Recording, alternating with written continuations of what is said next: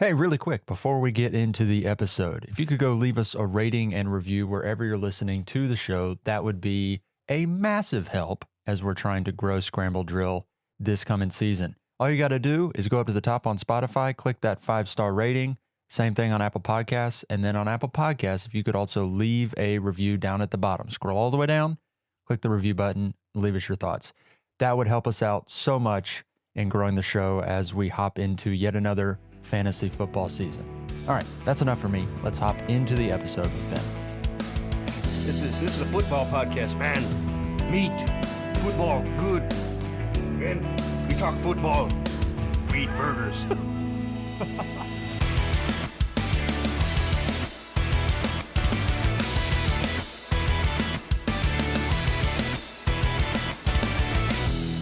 Welcome back, one and all, to Scramble Drill.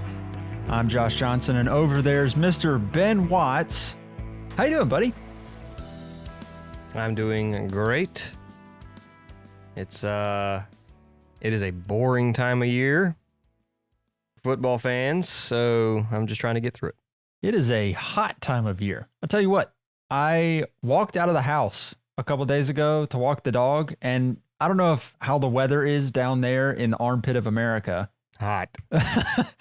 But we just got some rain. So we had not had rain for a very long period of time. It's just all the grass is dead. It's awful. So I walked out. We finally got some rain, and it was like a good old fashioned like summer thunderstorm. So I walk outside, pull out my phone to listen to a podcast, and immediately the phone just fogs up. It's just my phone's dripping. Yeah. It's condensation everywhere. Amazing. Objectively great. We're like in a borderline drought, I swear, and it's still humid. I don't know where the moisture is coming from. It's just humid, but it hasn't rained in like a month. And I cranked up my truck yesterday, like coming home from work, and it's got like, the thermometer in the dash or whatever, and it said it was 115. Oh!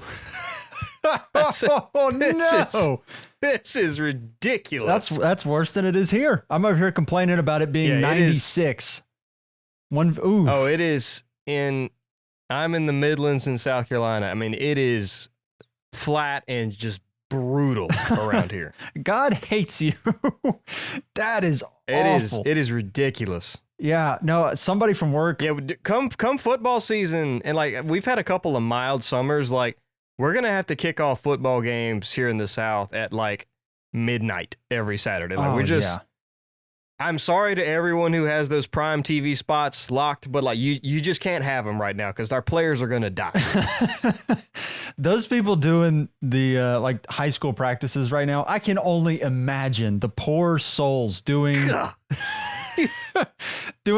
practice right now. Out there in the sun. Oh, jeez. Just people lined up on the sides just puking. People going to like baseball games and stuff now. Like I am not going to a Braves game right now. I'm like I will see you boys in October, but that's it. I'm not signing up for skin cancer to watch 9 innings of baseball. No, thank you. And I love baseball, but it is in hot Atlanta. Whew. Oh yeah. No, it is hot. It is rough out there in the streets, and there's not a whole lot of football stuff going on, but we are here doing our next divisional breakdown. We're hopping into the AFC West this week on the podcast. There's some exciting things to talk about, and there's some not so exciting things to talk about, but if you know the AFC West, you know what we're talking about. Yeah. Thinly veiled shots is what that was. We do have a couple of news pieces, not even worth a full news segment, but a couple things worth talking about. Yeah, you won't see these on ESPN. No. This did not make the ticker.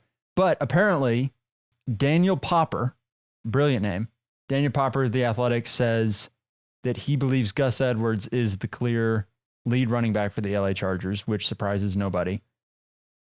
He projected the depth chart for the running backs to be Gus Edwards, J.K. Dobbins, and then Kamani Vidal, the third back in that backfield. Is there anything surprising about that take? That's a very mild take for me. No, that's not. I like it for my Gus Edwards share because I actually do have a few. Because I tried to sell him when he was the RB4 last season and just scoring like 5 touchdowns a game. Of course, nobody bought him because most people are at least semi-intelligent. So I still had him. I'm like, all right, if he's gonna be the RB1 with the Chargers, that's okay with me. Yeah. And like we talked about this when we broke down the NFC West or AFC West. When nobody's in on Justin Herbert, nobody's in on the Chargers wide receivers, nobody's in on the running backs. Like, guys, someone is going to be good from that offense. So, like, if we're scared off of Justin Herbert because he's not going to throw the ball as much anymore, Harbaugh's just going to take the ball out of his hands, which A, is not true, and B, if he does, how is that not good for Gus Edwards? Right.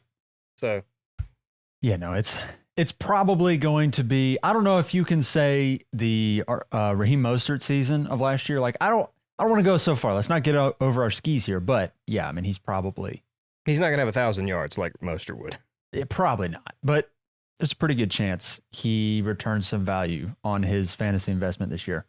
The other thing worth noting, I guess you put a pin in it. It's not making the ticker on ESPN, but worth noting, the Tampa Bay Buccaneers have said that they're going to use Chris Godwin more in the slot this year. And here's the little gold nugget piece. I love the offseason because they always give you these little gold nuggets that you can take to your leagues and use it as trade bait because it's garbage, but it sounds nice. Greg Allman said that this will be the same role that Cooper Kupp had with the Rams when current Bucs offensive coordinator Liam Cohen was the offensive coordinator with the Rams. Of course, you got to throw that one in there. Of course. I mean, it sounds real good in a trade negotiation. I mean, we've seen Chris Godwin in the slot before, so this isn't new to us. The team just needs to use him the way what he's good at. Right. He is a fantastic slot receiver. You also happen to have a true X receiver on the outside in Mike Evans that can allow Godwin to work in the slot. So it's a match made in heaven. Yeah, so we're good. Yeah. Stop putting him on the outside. And I mean, I can only imagine that's got to be good for Baker too. I would imagine. Like you got Mike out there on the edge, and if you can do all kind of gadget stuff with Godwin, like that's only good for the offense. Right. All right, that's it for our news bits. Let's jump into the AFC West. Let the games begin.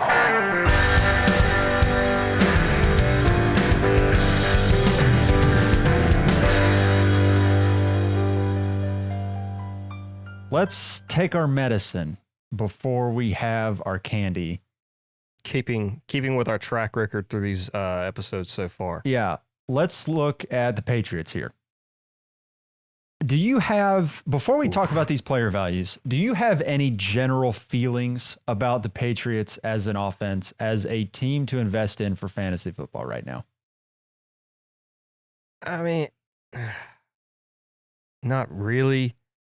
I mean, I feel like it's not quite the doom and gloom that I guess we want to project on it. We were like, whatever Patriot or whatever quarterback gets drafted to the Patriots, we're like, he's dead, he's done. I'm like, it's a new coaching staff, new offensive coordinator. It's basically new everything. All of the old stuff with Bill is gone. I mean, they paid a running back for crying out loud, so what Bill would never have done. Couldn't imagine. So it is a new era there. I don't know how good they're going to be.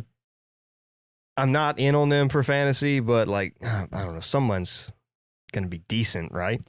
You would imagine. It's a weird dichotomy where I feel like there's going to be nobody here worth having, but at the same time, the risk with this offense is so priced in that there's probably somebody that's going to be halfway decent.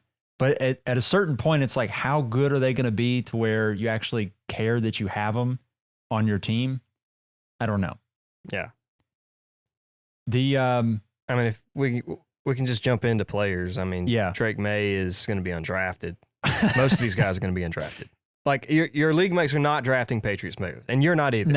No. The only player that probably gets drafted in all leagues is Ramondre Stevenson. and he goes at running back 19, 65 overall, which is fine. Yeah. I don't hate it. I mean, they just paid him. They gave him a boatload of money. Like, he's going around. It's like Kenneth Walker, Aaron Jones, then Ramondre, and then James Conner, David Montgomery, DeAndre Swift. I'll be honest, I might prefer Conner, Montgomery, and Swift all to him. I think I might too. But I mean, with that price tag, like, I feel like there's relative safety. Like, it's a running back dead zone, but you've got 3 or 4 guys there, either like at the end with still a little bit of juice in the tank, or guys who just switch teams and have new contracts. It's not exciting, but it's not going to hurt you where you're drafting him at either. Yeah. And I think with running backs like this, like, we don't project the offense as a whole to be great. So there's probably not a ton of touchdown upside.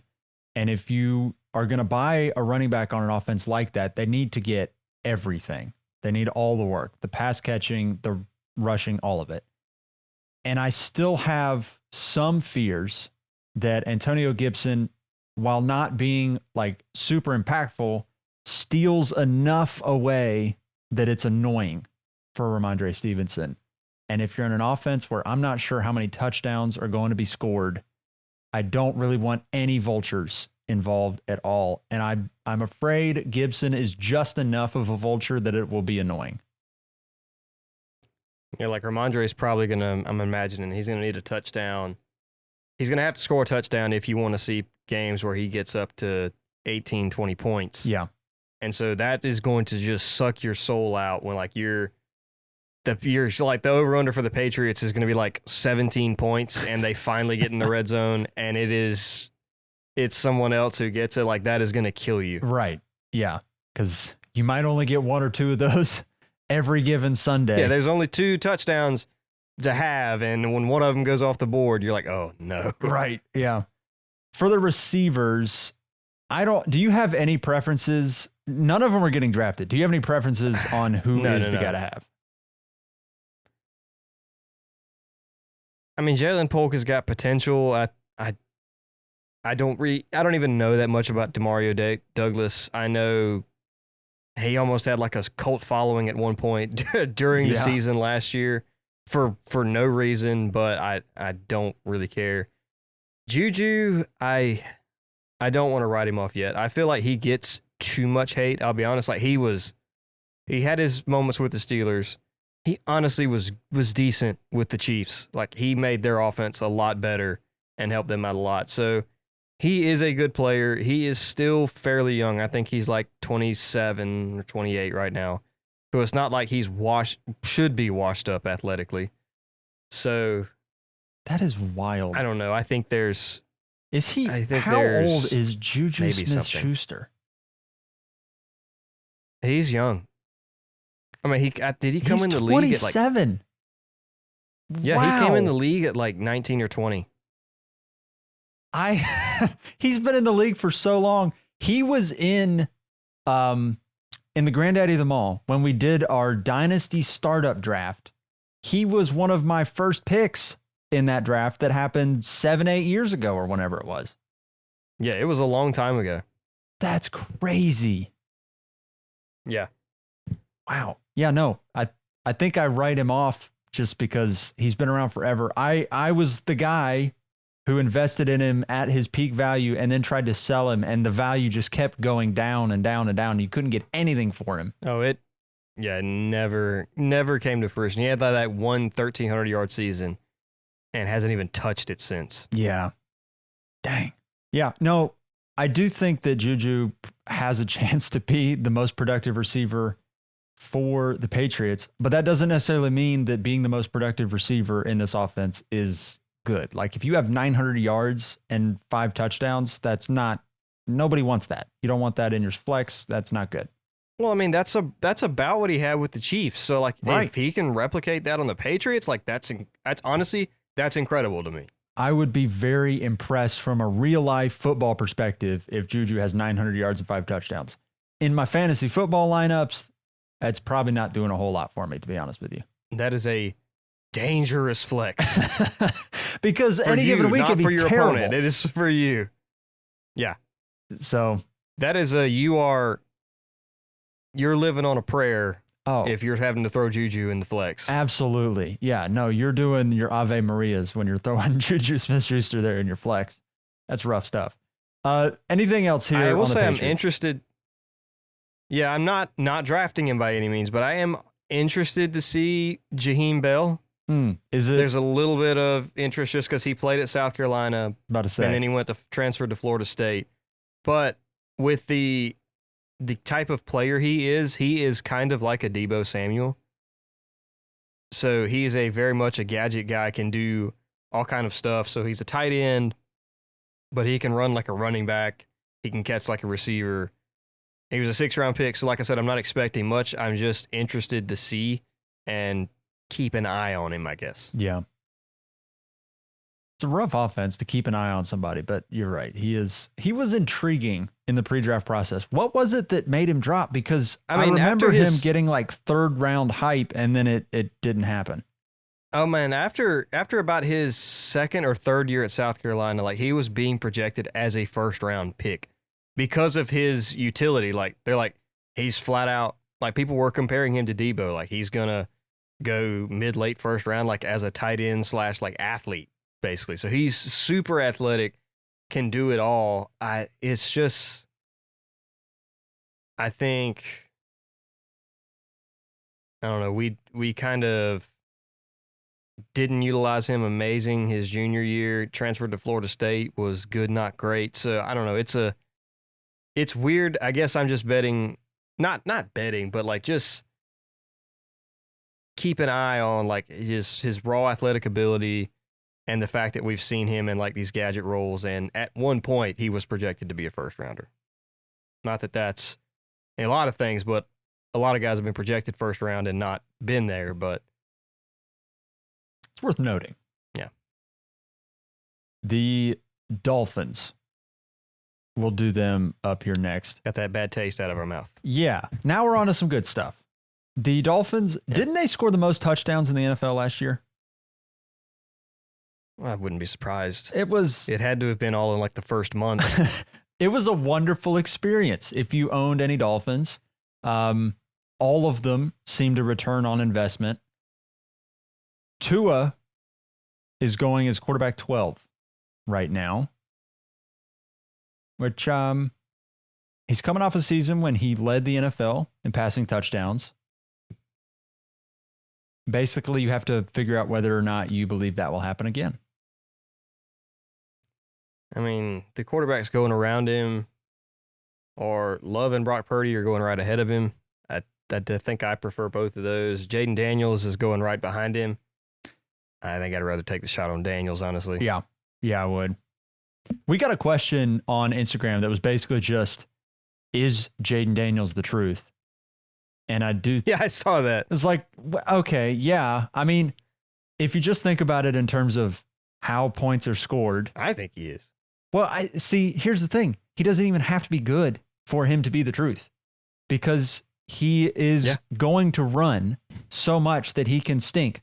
I mean, we just have to turn back the clocks to last year to Justin Fields, who was terrible, lost his job, and was awesome for fantasy objectively horrible NFL quarterback. Like, he was the worst starting quarterback of all the starting quarterbacks. Yeah, he was terrible, but he was so good for fantasy because rushing production is broken, and quarterbacks who run just perform so much better. So, yeah, Jaden Daniels is the truth. He's going to be good for fantasy This is football. why I like most redraft leagues are like 4-point passing touchdown. This is why I like 5 and 6. Because like it gives a boost to all quarterbacks, obviously, but like the rushing quarterbacks get like a small boost, and the passing guys get like a big boost. So it just narrows that gap for me. Yeah, and I'm gonna assume that if you're in a 6-point per touchdown league, that will change how you would view Tua. Like if you're in a 6-point, like yeah, you can probably give the nod to Tua. I personally would still probably take the shot on Daniels. Like his ADP is later. and I still might give him a shot anyway, but it makes it better. Yeah. Would you take Tua or Goff next year? Because I think that is Jared Goff. Oh, well, there you go. Well, it's so weird that the after like midway season taste of Tua is still in at least my mouth. Like, he starts off the season so hot, but then he just doesn't finish. Like, he has an injury history, and like it's a meme at this point. Like, he can't play in the cold, but like in November and December, his points per game plummets. That is true. Yeah, So I like the guys that like consistently stay good the whole season.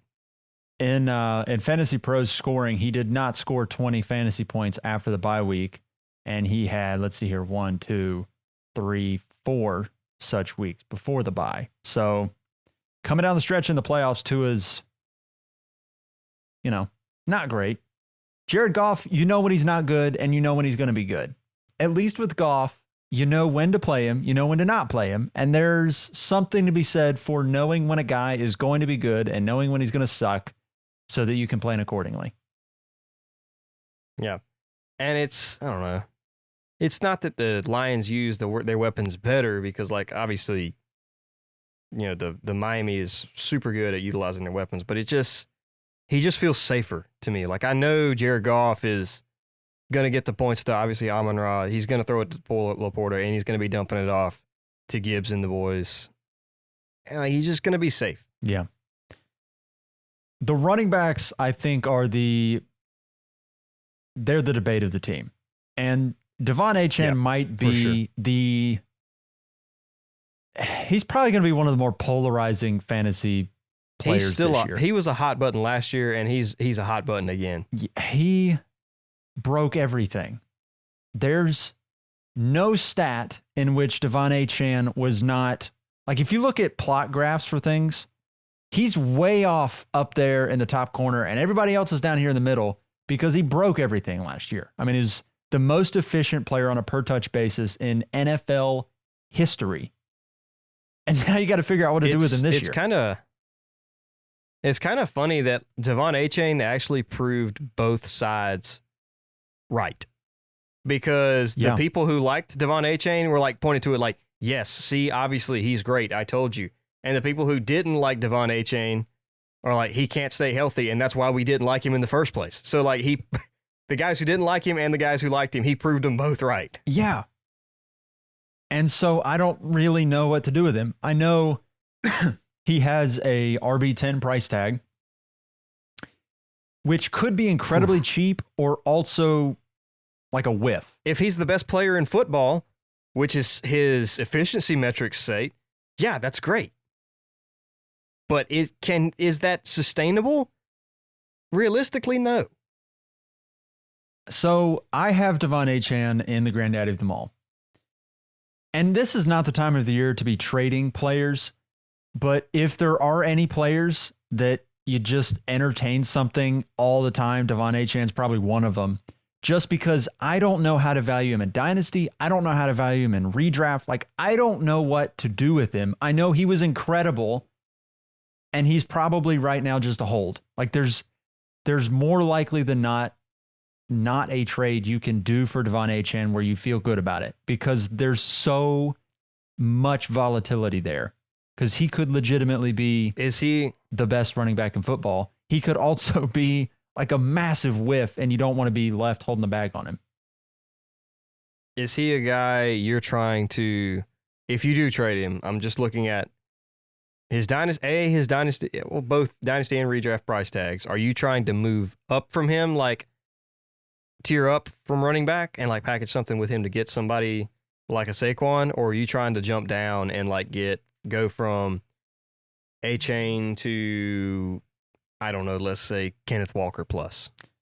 See, I wouldn't do a tear down with the running backs, because once you're in that spot where there's questions, like I don't really want to trade his question marks for another set of question marks, but I would certainly entertain like a receiver trade where you can get just a bit more known commodity, Or yes, a tier up at running back, I think would be something that you could get done just to where like you have a backstop. And I think where Achane is scary is you don't really know what the backstop is. Like, is it worst case scenario, he's the RB12, or is it like RB35? You just don't really know where the buck stops. And that is terrifying. But you also have to factor in he could be, and he was ridiculous, like breaks fantasy football. And that we genuinely don't know where his ceiling is or where his floor is. Yeah. And that's horrifying for fantasy because we could sit here and argue that RB10 is way too low or way too high. I mean, if his efficiency keeps in, he's the 101. That's the thing. But realistically, can he keep six yards of carry up? No one ever has done that. No. And 6 yards of carry sounds ridiculous. And he was better than that last year. It was 7 yards of carry. Yeah, exactly. So like I'm lowering what he was getting. And it's and still, that sounds seems like outrageous. an exaggeration, but it's underselling how good he was. It's absurd. So I don't think you can value him correctly. Maybe what you do is for him and Tua, you draft both of them, and then after the first month of the season, sell them. Yeah. It might not be a bad move. Like, Achane might be the kind of guy, and this is more of a dynasty thing. He might be the sort of guy where he goes out and explodes in one of the first few weeks, and then you try and capitalize on that inflated value whenever it does happen. Yeah, you wash your hands and say, I don't know, because Montgomery's there, say Gibbs starts slow. Go move Achane and get Gibbs. That would be nice. Yeah, that would be nice. Or Travis Etienne or somebody like, I don't know. I'm just throwing names out there. Yeah. The flip side of Devon Achane being priced how he is that Raheem Mostert is the RB28 in fantasy, and he was the RB2 last year. Did we not just do this last year, guys? That's the thing. If Devon Achane turns into what we hope he can turn into, where does that leave Mostert? And Mostert's like 38 million years old. I don't know. He was an anomaly last year. Why can't he be an anomaly this year? The Miami running backs, man, I don't like them because we have to have conversations like this. Yeah, and that's not even to mention... they are genuinely, I don't know, okay? Are you happy? I don't know. And on top of that... I don't have advice for you because I don't know. They drafted Jalen Wright in the 3rd round of the draft as well, and it's just... And I like Jalen Wright. Yeah, he was a speedster. Just a freak athlete himself. Jalen Wright is slower than Achane and Mostert, and he runs a 4.38. Yeah, right, at 215 plus pounds. So... He looks like a bell cow. Yes. So they have bodies and they're all talented. And I probably won't buy Mostert at RB28, but I will say this. My knee-jerk reaction to RB28 is that is very low. I mean, the guys going around him, Javonte or Tony Pollard or Raheem Mostert. See, I'd probably just take Mostert because I know the offense is going to score touchdowns. And when you're looking at guys in that range, I want touchdowns. Those are the guys directly ahead of him. Let's go a little bit higher. Mostert or Jalen Warren / Najee Harris? I would probably take him over both of those guys. 2 split backfields. So that puts him up to RB24, where on the clock you would take him. And then at 23, you got Zamir White. Is that the line? That might be the line. Okay. Yeah. I think Zamir White offers did you see the mirror selfies of Zamir White? I did. My God. You can't tell me that man's not doing steroids. I don't believe you if you say he's not. He is on some other... That is home cooking is what whoa. He's bigger than Nick Chubb. Like, he's huge. Yeah. Zamir White is going to come in and clock in at 235. Zamir, I don't believe you. You ain't clean. That's a big man. I have no worries that he can shoulder all of the Raiders' backfield by himself. Incoming random drug test. Okay. The two receivers are Tyreek Hill and Jalen Waddle. We know them. We love them. There's not a lot to say here. There's not. I think the only thing worth saying is like Tyreek Hill, you run him back. He's priced at wide receiver 2. That's fine. You could argue he's the wide receiver 1 again. But at that point, you're splitting hairs at the top anyways. He's great. You just run him back. Jalen Waddle's really interesting because he dealt with injuries last year and he was leaving games left, right, and center. He never really had anything significant, but he just could not stay healthy throughout the season. He was better from a efficiency standpoint than he was when he finished as the wide receiver 6. But due to the injuries, he was missing chunks of games and not getting the accumulation stuff. And so he finished lower, and now he's priced at 16, which I think is a great price for Jalen Waddle right now. Yeah. I'm just looking at the guys that are going around him. Brandon Ayuk's going at wide receiver 13. And I feel like that's an interesting conversation to me because you want to talk about Brandon Ayuk's efficiency and everything, but like that's what Jalen Waddle has been in Miami. And I think he's a better player than Ayuk. It's a similar system, and there's honestly less target competition for Waddle than Ayuk. Yes. And like I know Tyreek Hill is the best receiver in the league. You can argue so, and San Francisco doesn't have that. But San Francisco's also got Deebo Samuel. They've got George Kittle. They've got Christian McCaffrey. All those guys who are going to cut into his target share. Right. Brandon Ayuk is not going to get 125 plus targets. He's going to get like 110. And you just hope the efficiency's there. And Waddle, to a certain extent. Can he have 1,300 yards again? Maybe. But I'd be more confident that Jalen Waddle hits 1,300 yards than Brandon Ayuk. It's so funny that we're comparing these two because 2 years ago, Jalen Waddle was the outlier in terms of efficiency. I think he had like 18 yards a catch 2 years ago. Yeah. And then Brandon Ayuk last year was the Jalen Waddle of 2023, where he was the outlier in terms of efficiency and had something like 18 yards a catch. So you're just looking at the offenses and basically deciding who's got the better opportunity to repeat what they've already done. I would probably argue Jalen Waddle. Yeah. Jalen Waddle or Marvin Harrison? Marvin Harrison's going one spot ahead of him. Jalen Waddle or Marvin Harrison's going 2 spots ahead of him. Jalen Waddle or Mike Evans? Waddle. Okay. So I've probably got him in like the I'm not 12 range. Yeah. 12, 13-ish. Jalen Waddle or Drake London? That's tough because Drake London's the wide receiver 12. Yeah, I would probably prefer London, but it is a conversation because you're looking at London as the potential number 1 receiver for Kirk Cousins. I mean, he is. Yeah, he's the wide receiver 1 on his team. I'd probably take London because I can see London having 140 targets pretty easily, and Waddle getting to 140 is tougher for me to see. Waddle had 140 his rookie year, but then obviously Tyreek Hill came in and that went by the wayside. Yeah. Waddle's trying to get all his efficiency in with like 125 targets. And if Waddle can get like 116 targets, like, hey, you're doing all right. Yeah. Okay, let's look at the Bills.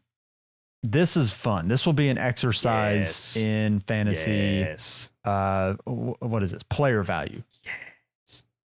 Josh Allen goes as the QB1, so nobody has adjusted anything now that Stephon Diggs leaves. No. Oh boy. He is going at 17 overall, though, which I don't. Yeah, I'm not taking him there. I don't have a ton of issues with QB1 just because of he is everything in the red zone. He gets so much done on the ground rushing. But 17th overall, that is like middle of the second. I love Josh Allen, but I'm not taking a quarterback in a 1 QB league in the second round. I'm not going to do it. Like I'll be the one who breaks and takes the quarterback first if Josh Allen is there in the mid third. I'm not taking any quarterback in the second. Doesn't matter who it is. That's a tough investment to make because people are going to be thinking about him at the turn. And he might not go until like the 205, but you're going to be thinking about it at the turn. And that's a tough investment to make, especially when you're losing your number one receiver. And I know he's great, but that's still pricey.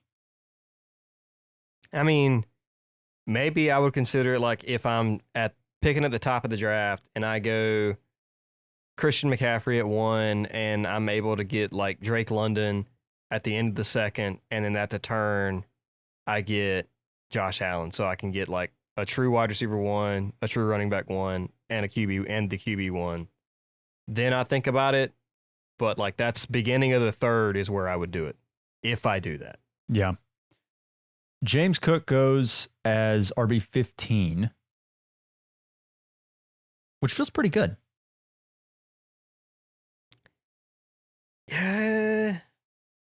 Yeah, I guess. Let's see some names here. I don't know. Okay, James Cook is at 15. Yeah. Joe Mixon or James Cook? Joe Mixon. Interesting. James Cook or Kenneth Walker?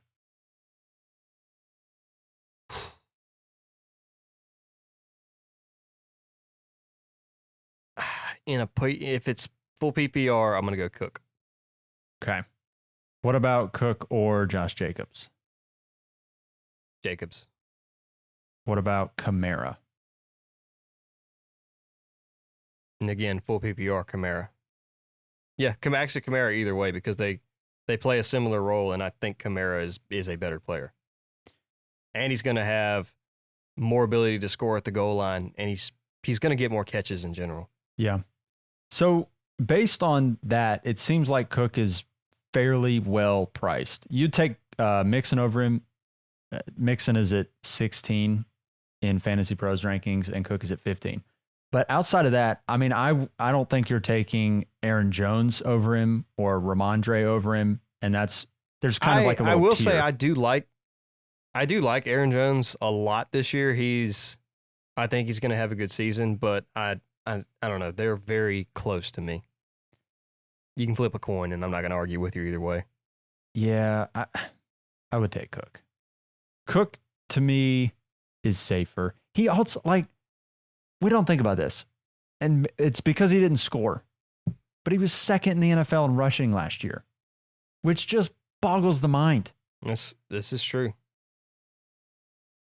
So, he still has to deal with Josh Allen. That is the thing. If Josh Allen would surrender, if James Cook was if he was on the Ravens, he'd be like the RB6. He might be the RB1 because he had like 1,300 yards. And if you're on the Ravens, he'd have 10 touchdowns. But he had 2 with Josh Allen last year. Lamar will let his running backs have it at the goal line, and Josh says, "Get out of my way." Yes. James Cook cannot be allowed to live in the red zone in the Bills offense. They just say, "Oh, nope." And they were putting Latavius Murray on the field in the red zone because they wanted a big body. The Bills like a big dude. It's either going to be Murray or we want Allen. And I want somebody who weighs 240. And the answer is never James Cook. He's getting his from 30 yards out, or he's not getting it. They'll let James get him down there. Yeah. And then they pulled him. Yeah. No.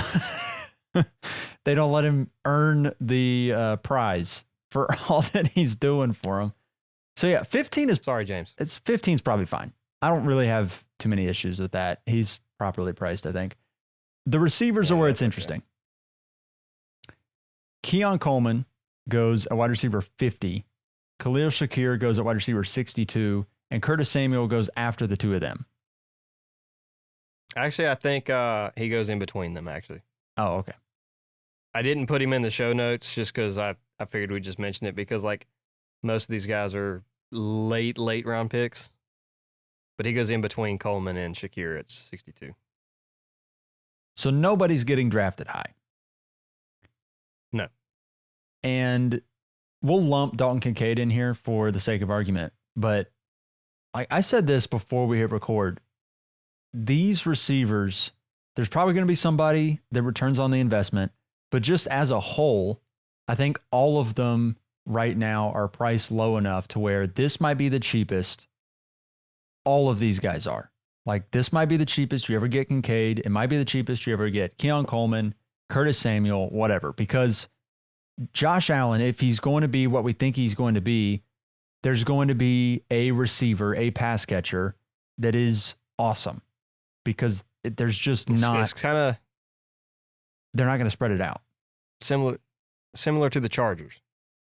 Like you have a top level quarterback. Someone is going to get the ball. Someone is. And I just don't believe this is the Chiefs offense where they're going to spread it around to 5 or 6 different guys. I think they're going to funnel it through 3 or 4. And if you're going to have a passing pie that's not spread out all over the place, you're going to have somebody or a couple somebodies that are really good. Now, it might be that Dalton Kincaid is the somebody, and it's not any of the receivers. And that's perfectly possible too. But I think whoever you believe the wide receiver 1 is going to be is probably grossly underpriced. And I think all these guys, whichever one you believe it is, you can take them right there. Like, personally, I think the odds-on favorite to be the wide receiver 1 is Keon Coleman. So at wide receiver 50, if you're going to tell me I'm getting Josh Allen's top target at wide receiver 50, heck, 2 years ago, after Gabe Davis had 4 touchdowns against the Chiefs, his redraft price shot up into like the 6th round. And he was the wide receiver 2 on the Bills at that point. So you tell me I can get Keon Coleman, who's the odds-on favorite to be the wide receiver 1 at a price tag of 50? Yeah. What's to lose? Yeah. I mean, if he's not good his rookie year, he could still finish at wide receiver 50. Or he could be Quentin Johnston and finish at like 75. But you just hope he's not that bad. But again, like once you put at wide receiver 50, all of those guys from there on are relatively interchangeable. Like, you missed on who was wide receiver 50. Well, that's big whoop. You can tank that. Yeah. You'll be all right. Yeah. Probably the real winner, and Dalton Kincaid is priced at tight end 5. He might be the one that at the end of the season we go, we liked him, but we did not see this coming. And I think when you have a quarterback like this, if Dalton Kincaid is the level of talent that we've seen flashes of, he's set up to have an opportunity to where he can explode for fantasy this year. Yeah. I mean, Dalton Kincaid's going around Ramondre Stevenson and Calvin Ridley in drafts. Gee whiz. I'd take him there. I would take him over Ramondre. I mean, I like Calvin Ridley this year, but I think I would take him over Calvin Ridley. Yeah, I think I would too. Let's jump over here to the Jets. Aaron Rodgers, coming in off of his multiple Joe Rogan appearances and his Achilles injury, is priced at quarterback 20. And I don't know if that's because we're worried about him. Just worried about him. I mean, he's 40. There's no rushing value. He's just going to throw the ball. No. To Garrett Wilson. I mean, I do think that at 20, it's like not half bad.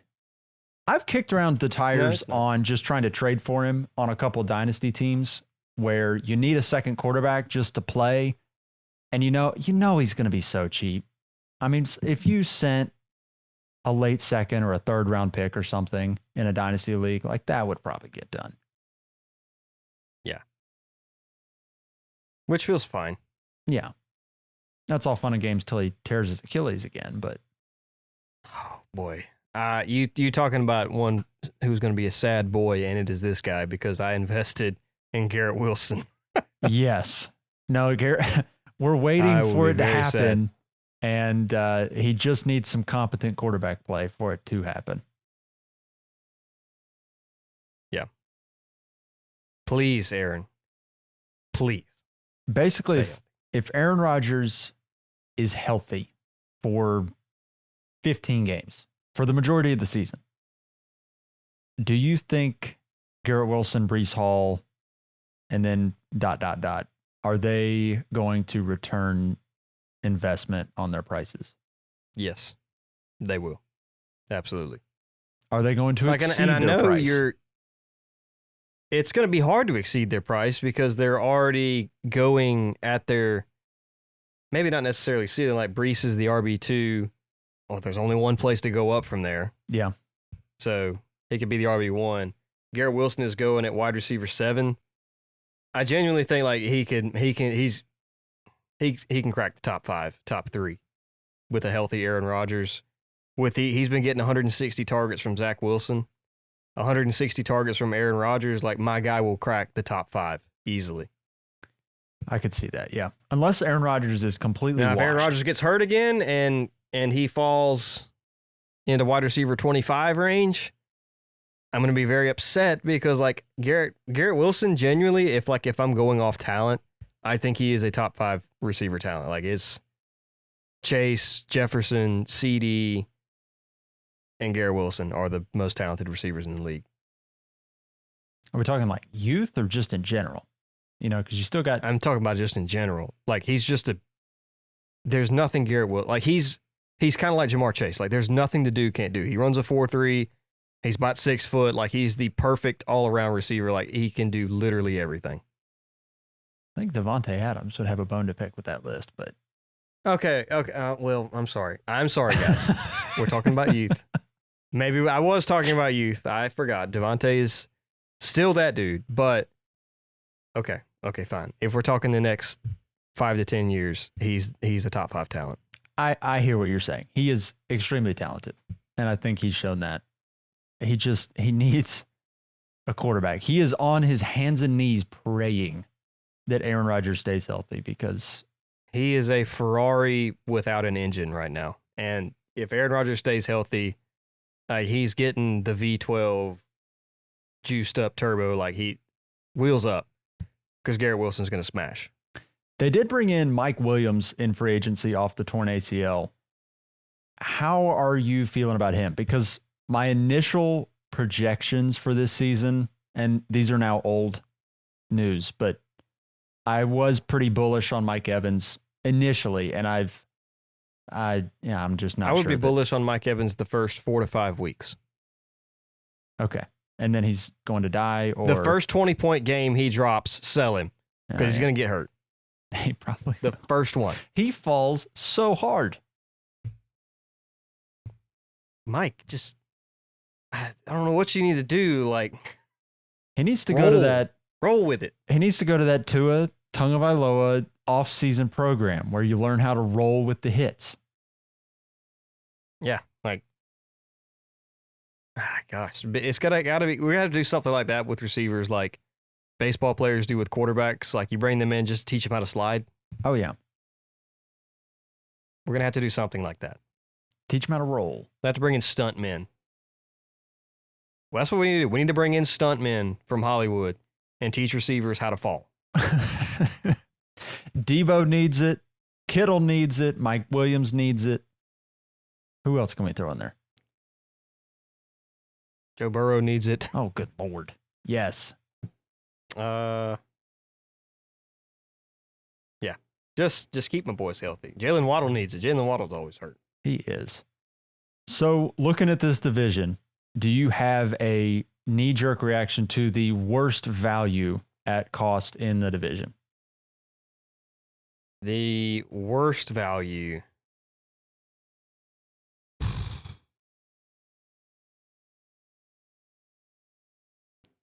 It's a great question that I wasn't prepared for.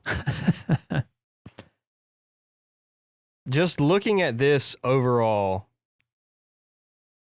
I'm going to go, it's 2, and it's mainly just off pure risk.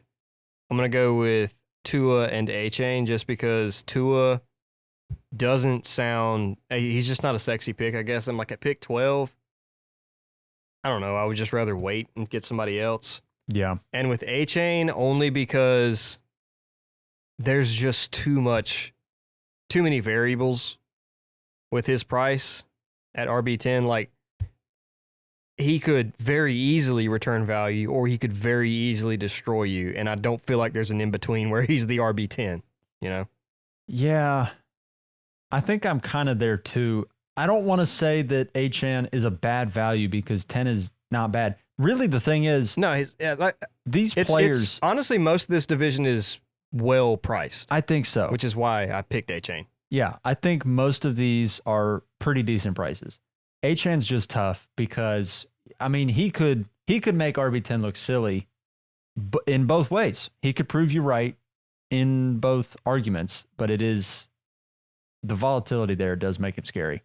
Tua would have been my other one. Just 12 is, he's so reliant on touchdowns, and I know the offense is projected to be really good, but anytime you've got a quarterback that does not give you anything in the run game, it is tough to buy him at his ceiling. I will say, now that I'm looking at it too, and it pains me to say it, Josh Allen is not a good value, and it's not because he's going at the QB1, but in the mid-second round, I'm just not taking a quarterback. It's funny. I saw the list, and I wanted to say that, but then I thought it would sound really stupid, where I don't think QB1 is bad, but I don't like 17 overall. Yeah. No, he is the QB1. Do not get me wrong. Like, he needs to be the first quarterback off the board in every single league, but not in the second round of one QB leagues. Yeah, I don't think they're mutually exclusive. I think you can say no quarterback is worth that price and him also being the best quarterback you can take. I mean, you have to guarantee me 450 points if I'm going to take him in the second round. Yeah, I mean, he basically has to be what he has been the past couple of years. Which realistically, like, that's what he always does, is like you can lock Josh Allen in, he's scoring 435 points. Right. But with the change in weapons, it is a little bit more risky than it used to be, and his price tag is only going up. Right. That is tough. What about the flip side? Who do you think is the best value in the division? Maybe the Patriots, because you don't have to pay for any of them. They're all free agents? Honestly, I will say, we were talking about, like, you had mentioned how condensed things were on the Bills. You scroll down to the Jets and look at how condensed things are on there. Like, Yeah. the best thing outside of Garrett Wilson is Mike Evans. So, like, Mike Breece Williams. Hall and Garrett Wilson are going to be the lifeblood of that Jets offense. And if Aaron Rodgers can stay healthy, I think they both hit at where you're drafting them at, which is, I mean, it's more towards the ceiling end, but they can be true league winners. Like Garrett Wilson, I think genuinely has wide receiver 1 overall upside. Not saying he will be, but he genuinely has that in his potential. And the same thing with Breece. Like, Breece could be the RB1. Yeah. Looking at it, I would say Jalen Waddle is a great value this year. Keon Coleman at 50 to me is a pretty good value as well. And then piggybacking on the Jets, Aaron Rodgers at 20, if he's healthy, I think he's probably better than 20. I'm looking at him as like what Kirk Cousins has been the past few years, where he's still an elite pocket passer. Well, maybe not elite, but very good. And doesn't give you anything in the run game. And he's always in that like 13, 14, 15 range. And that's a pretty decent, what am I trying to say? That's a pretty decent quarterback to have on your teams, where if you're looking at him and Jared Goff, like, I think that is a conversation. I'd probably prefer Goff, but that to me is much more of a conversation than 20, where you're looking at him and, you know, it's Deshaun Watson. I mean, I guess Kirk Cousins is there right now. Gross. Well, shoot. Now I mean, Kirk O'Chains is... that I'm looking at the names, 20 might actually not be too bad, because you've got Matthew Stafford at 19. Kirk Cousins is at 18. They are all the same to me. I'm just still looking at Justin Herbert at 17, and I'm like, gosh, this makes me mad every time I look at it, dude. Yeah, it's brutal. But we're not talking about the AFC West. Yeah. So one guy I think it would be interesting, we didn't bring up at all on the show for the Jets, is Malachi Corley. I mean, they took him in the third round. It was third round, right? I'm pretty sure it was I third think round. it was third. Yeah. It was third round. He's like for sure wide receiver 3 out of the gate for them, with a Mike Williams coming off a serious knee injury, and he's always injury prone as it is. Like Garrett Wilson is going to be a true dominant alpha, but like there's going to be targets elsewhere. So a healthy Aaron Rodgers, like I could see Malachi Corley being decent. Yeah, I don't really know what He's to do with. undrafted right now. I don't know what to make of Malachi Corley yet, but he did get some hype coming in. So maybe he's a sleeper. I don't know what. Target's got to go somewhere. Yeah. Somebody you can grab off of the waiver wire for sure. Yeah, like he's not going to get drafted, but I mean, I think he warrants some attention. Like if he has a decent week 1, like he's going to be waiver wire 1 pickup. Like he's going to shoot up in value. Anybody else you want to hop into before we get out of here? No, I think that's it. Awesome, possum. You been watching Receiver on Netflix yet? Oh yeah, grabbed the first episode last night. Probably gonna go watch episode 2 now. It's a great show. Pretty solid. Great show. JJ and Devontae aren't in the first one, but they're both in the second one. Yeah. So I think I want to say I watched 3. Oh, I think I'm on 4. We went 1, 2, 3 last night, huh? Yeah. I was excited. Some dedication right there. I got through 1 and I was like, all right, time to go to bed.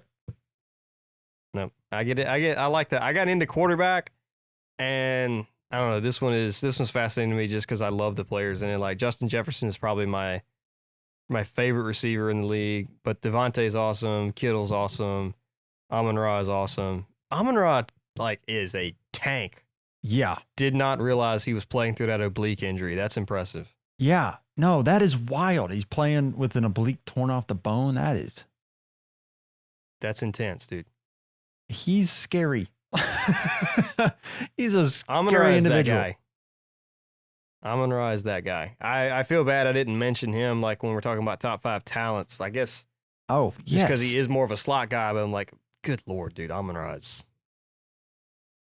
He listened the show like because he can say all the receivers who were drafted ahead of him. Yeah, it's his party And trick. it's like, you get the first 4, which was like Chase, Waddle, Devonta Smith, which in hindsight, like I would still take Chase over him, but Amon-Ra obviously over the other 2. And then you start getting the names where like holy cow, like Kadarius guys who were just Toney. nothing burgers. Kadarius Toney. I mean, trying to remember even like I can't even remember the guys there because like they truly did nothing. Yeah. And these guys are going like 2nd, 3rd round, and you got Amon-Ra in the 4th. How'd we miss on that? He's a steal. He's a steal. It's crazy.